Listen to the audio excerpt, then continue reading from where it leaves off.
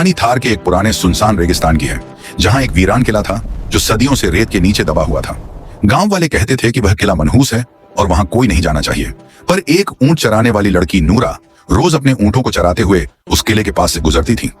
एक दिन अचानक तेज आंधी आई और तूफानी रेत ने किले का एक पुराना कमरा खोल दिया। अगले दिन जब नूरा वहां पहुंची तो उसे किले की दीवार में चमकता हुआ एक सुनहरी दरवाजा दिखाई दिया।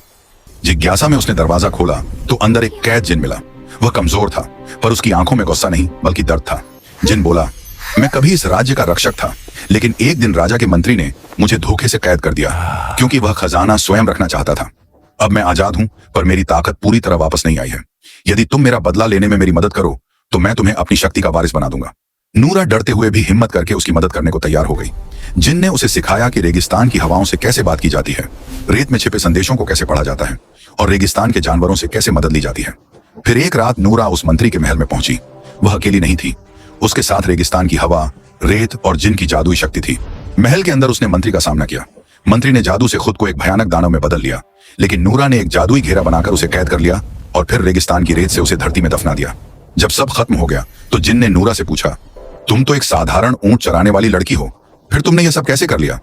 नूरा मुस्कुराई और बोली, हिम्मत हमेशा दिल में होती है, शक्ल या हैसियत में नहीं।